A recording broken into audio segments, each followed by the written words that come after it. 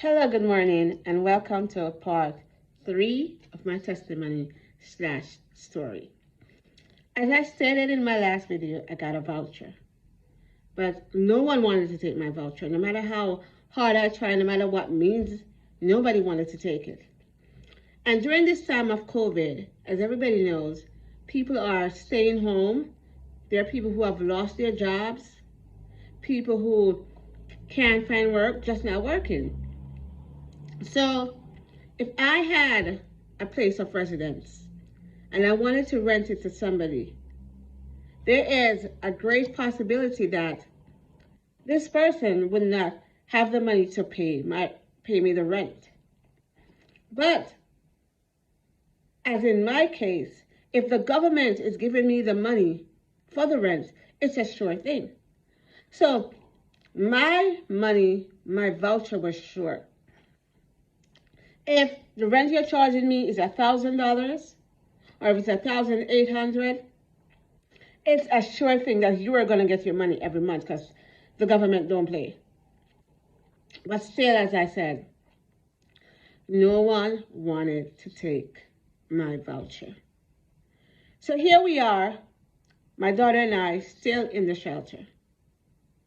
And I said it before, I don't have a job. So I have no source of income.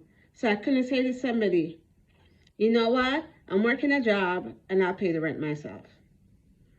I just had to wait until somebody who wanted to take the voucher could have taken the voucher.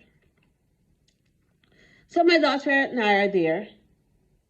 And remember, COVID is still going on. COVID is still rampant. From December 2021 to January 2022, my daughter and I had COVID. I remember my daughter not being in school the day, and I remember the only thing we did around that time was we went to one of my doctor's appointments, and after that we went to Rockefeller Center in Manhattan to see the Christmas tree, because I've never brought her. I've never even gone myself to see it. So I said, you know what, this would be a fun thing. We have never done this. Take some pictures, go home. So here it is now that it's time for my daughter to return to school. So she goes back to school. And when she goes back to school, that morning, everything was good. She was upbeat. She was happy. Me, on the other hand, was not like that. Send her to school, and they called me from school to say she has 100 and something fever. I need to come get her. By this time, I'm not feeling well. I'm weak. I'm tired. I can't eat.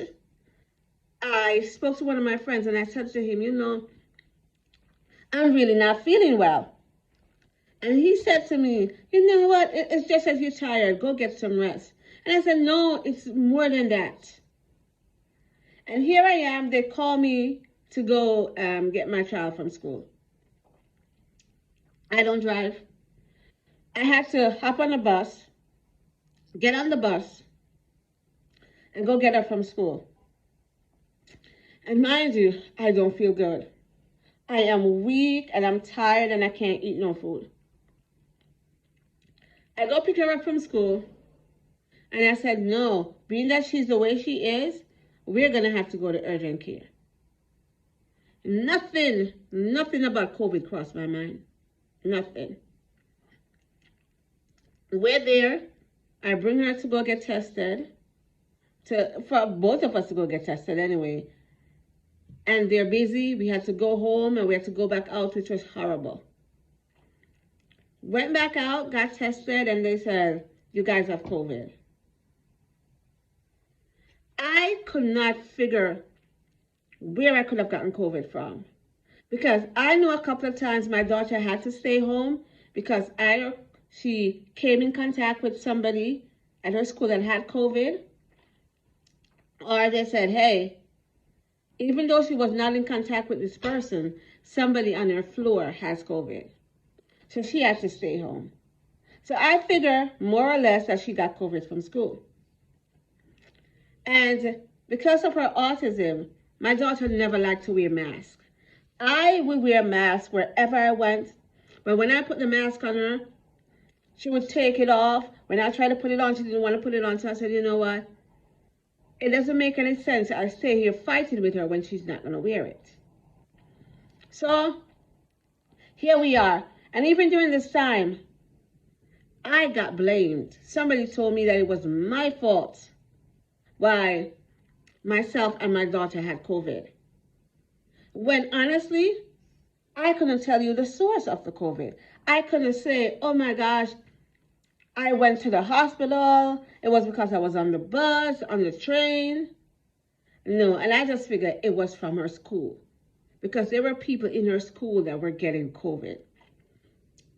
So there we are.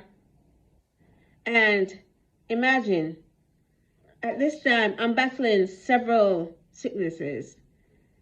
I'm a diabetic at the time. I have about 2 or 3 autoimmune diseases. And I have other stuff that's happening in my body. And as I said, weak and tired, really can't eat, really can't drink. There's the throwing up period. My daughter went through her thing, like for one whole day, she wouldn't eat nothing. My daughter recovered quicker than I did, even though she's younger than I did, because my immune system is more compromised than hers. And we stayed there. We never went anywhere for Christmas. We were isolated. We had to quarantine. And at this time, I had to order majority of my food from Amazon. I'm like, you know what? We need to eat. I need to cook. I don't know what I'm going to do. I don't know what, because I can't go to the supermarket to buy anything. And I'm ordering all these food from Amazon, which end up costing me more than if I had just gone to the supermarket. Because, of course, I have more options at the supermarket of what, to eat and can't eat. Being that, culturally Jamaican, and if I want, I could go pick up a bag of crackers. Some of these things I couldn't buy from Amazon. And some of these things, too, were way too expensive on Amazon. And I said, you know what? No. My daughter recovered quicker than I did. And ended up going back to get tested after the isolation period was up. We went back and we got tested, and they said, oh, your daughter is good, but you still have COVID. And I was like, what? But I knew something because I left the apartment, the unit, to go throw out garbage. And I took the elevator down, and I walked, and I was so winded. It was like somebody physically punched me and punched all the breath out of me. I could hardly breathe. So as I said, we went back, we got tested. My daughter was good, I wasn't good, but she had to stay. Here we are in January, and I'm thinking, God, my birthday is coming up on the 31st. I don't want to be here for my birthday because it's coming up. And I prayed and I prayed and I prayed. And even during this time, a good friend of mine, an older lady, she's a Christian. She's older in the faith and older age-wise. And we exchanged morning messages because even while I'm going through my COVID, I'm sick, I'm still sending out my daily morning messages. And she messaged me and she said, how are you? And I'm telling her the situation. I'm telling her what's going on with the COVID. And during all of this, God spoke to her, and God said to her, you're going to get an apartment soon. And I'm thinking to myself, how am I going to get an apartment soon when I can't even go outside to look at an apartment because I have COVID? Not that I doubted God, that God was going to provide. But I was like, when is soon? Because I can't go nowhere right now. So as I said, I prayed and I prayed that God will take the COVID away before my birthday. Because I didn't want to spend my birthday inside. I don't want to be inside and, oh, it's my birthday and I can't even get to go outside, not even to look at a tree. Or to even go to the supermarket. And thanks be to God. God took us out of that situation. God healed us. By the next time I went back to check, we no longer had COVID.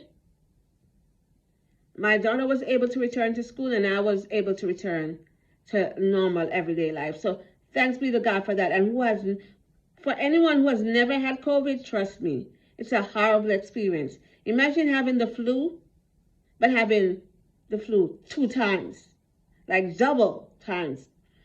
So I'm sick and I have flu-like symptoms, but it's worse than that.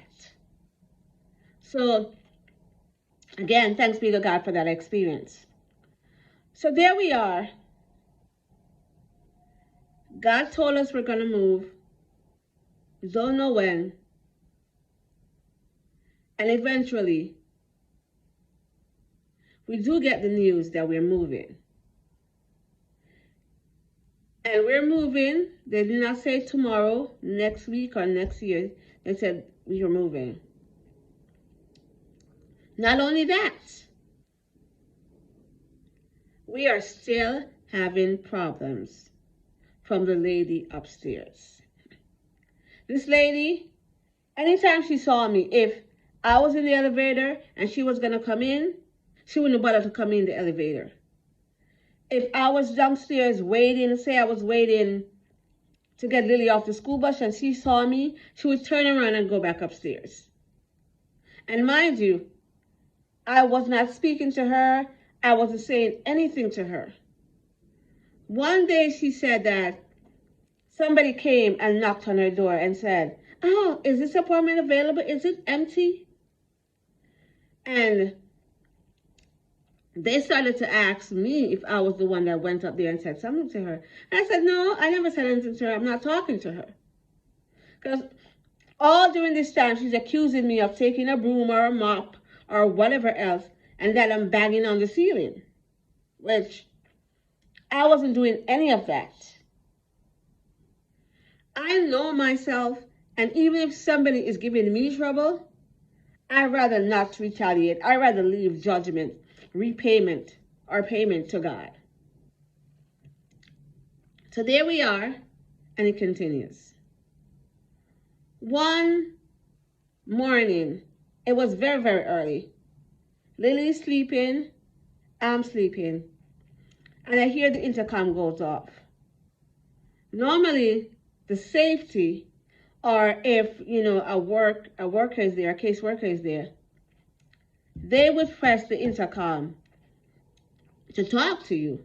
And of course, you would press it back and respond to them. So I hear the intercom goes off. And when it goes off, it wakes me up out of my sleep. And I'm wondering, what's going on? Why are they buzzing me? By the time I get up, they had stopped buzzing. I remember I called downstairs and I said, somebody, rang the intercom. The security guard that was there at the time said, "It's okay, it's nothing. There's no problem." So I'm like, okay. I said to her, okay, but then in my mind, I was like, there has to be an issue. If you're ringing my intercom this early in the morning, there has to be an issue. Something has to be wrong. And something was wrong.